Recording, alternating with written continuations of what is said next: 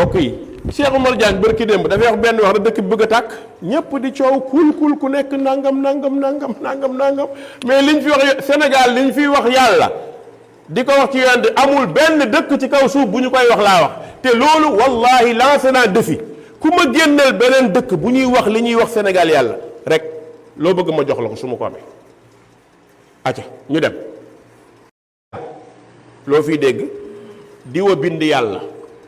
mus ngeen ko dégg bi asamaan ak suuf amee ba léegi benn ci dëkk yi gën a bon nga dégg kenn ku taxaw ne yàlla diwa ko bind diw moo ko bind loolu rek doy na misaal mbokk jullit yi bokk na ci bàkkaar lor yi nga xamante ni dana ko indil ab société li tàmbalee ci kenn ba ci ñaar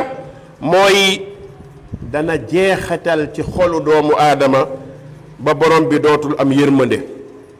nit ki day dem ba xol bi yërmande dootu ci nekk dañuy dem ba rey fawukaay lay nekk ci ñun te xam ngeen ni jamono yi loolu la ñuy dund Sénégal maa min yawmin wala min waqtin lu dul dégg nga am na ku ñu rey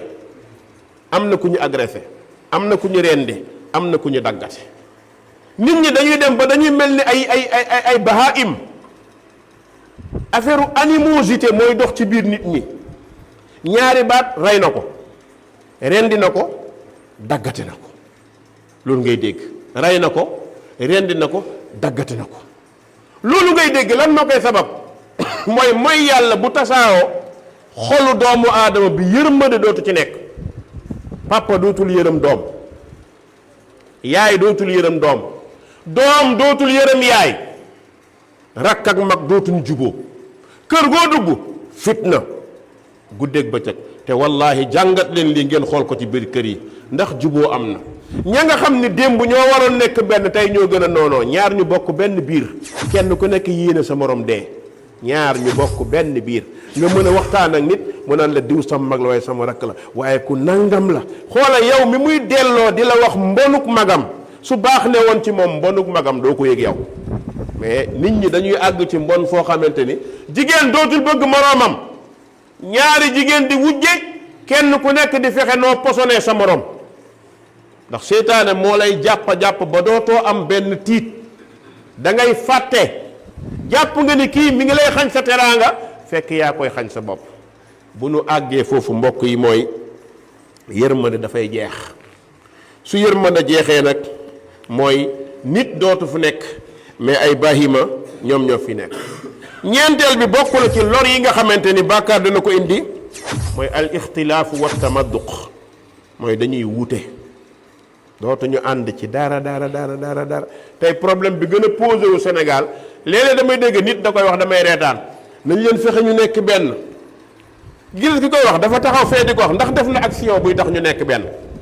wax ji rek bu ko def mais kenn ku nekk ci ñun booy ñëw sa mbubb da nga koy wékk ci sa néeg sa mbubb jikko la nga gëm wékk ko fa nga bëgg a ñëw ñu ànd nan la ñuy àndee diine ji du ñu mën a ànd du ñu mën a nekk benn xam nga dafa dul du neex di wax léeg-léeg boo waxee ñu ne diw dafa tàng waxiinam dafa xaw a kii mais gis nga pour jullit ñi ànd lenn dong ko mën mooy tawhid ku la gëm loo ni nañu ànd ci lii lële ku nekk dem ak sa bopp du ñu ànd loolu qaayida buy nax nit la pour ñu ànd lenn dong la mooy li yàlla waxoon yonente bi sallallahu alayhi wa sallam law anfaqta ma fi l ard ma allafta bayna qulubihim walakin allaha allafa baynahum yàlla moo tàppe xol yi nan la ko tàppee mooy bi ñëpp amee tawhid gëm yàlla rek dañuy bëggante kon tawhid moo ñu mën a boole waaye bu ñu nekkee fii kenn ku ne am na kër gooy dellu ku ne am na kër gooy dellu nan la ñu mun a àndee parce que bu ñu àndee man en tant que man ma nekk jullit war a woote woo jullit woote wootuma jullit mais léegi ngëm-ngëm gu mujj gi laay woote woo yow nga woote woo kee woote woo ko mais du ñu ànd du mënuñu ànd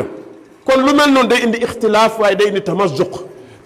bi muy jur nag mooy kenn ku nekk sa pas-pas da lay gënal bu sa morom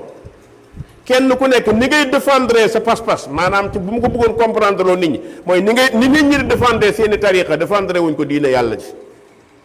amul Sénégal tariqa yi la ñu gëm li ëpp ci nit ñi tey billaahi boo génnoon jël rajo bi saaga yonent bi du doon benn problème site yi kenn du la toppatoo kenn du la lijjanti parce que yonent bi amu fi bàjjen nag amu ko fi dëgg-dëgg boo saaga woon yàlla kenn du yëngu waaye tuddal benn sëriñ waxuma sax nga tudd ko de gam-gamle ko ak lenn rek nga xool gam-gamle ko ak lenn rek nga xool mbokk yi Cheikh Oumar Diagne barki démb dafay wax benn wax da dëkk bi bëgg a tàkk ñëpp di coow kul ku nekk nangam mais liñ fi wax Sénégal liñ fiy wax yàlla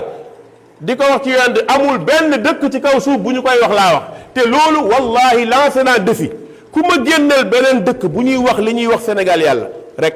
loo bëgg ma jox la ko su ma ko amee acca ñu dem loo fiy dégg diwa bind yàlla mus ngeen ko dégg bi asamaan ak suuf amee ba léegi benn ci dëkk yi gën a bon nga dégg kenn ku taxaw ne yàlla diw ko bind diw moo ko bind loolu rek doy na misaal léeg-léeg nga gis kenn koo xam ne waxuma la sax Sénégal ngay fekk ñu jël julli sànni ca ginnaaw jël woor sànni ca ginnaaw ba pare bëgg a bokk ci sàppes jullit ñi kon loolu fi mu ñuy yóbbu mbokk moom mooy pour ñu ànd du mun a nekk du yomb ndax il faut ma bàyyi la ma gëm nga bàyyi la nga gëm pour ñu ànd jaraluma la nga bàyyi jaraloo ma bàyyi nan la ñuy àndee mooy dañuy maslaa rek li alquran wax tahsabuhum jami'an wa qulubuhum shatta da nga leen di gis ñu ànd pour benn problème mais jubawuñ de coow li biñ ko coowee ci Cheikh Oumar Diagne am na ku ma ci waxtaanal mu ne gars yi de dañuy ànd xeex ma ne ko waaw loolu mooy dëgg mooy li borom bokkoon ci naafeq yi gis nga naafeq yi bu benn problème amee ñëppay ànd bu jeexee ku nekk toog di xas sa morom noonu la ñu dëkkee de mën nañoo ànd léegi sitting fii coow xuloo kaas ànd nangam bu ñu paree ku ne dellu këram waaye diw de sëñ bi du moromam sama sëriñ du moromam sama kilifa du moromam te pourtant bu ñu taxawee ku ne wax ko du ñu ànd mais dañu koy nëbb parce que benn objectif la ñu am loolu nag melokaan woowu ay bàkkaar yu bëri moo koy sabab cim réew mbokk jullit ñi bokk na ci bàkkaar yi day tax jaam bi nekk ku doyadi كما قال عز وجل ولقد وصينا الذين أوتوا الكتاب من قبلكم وإياكم أن اتقوا الله كذلك نأمر بالمعروف وننهى عن المنكر. الواجب أن تكون الأمة الإسلامية مذهبها مذهب السلف الصالح. نحن نتبع نهج رسول الله صلى الله عليه وسلم.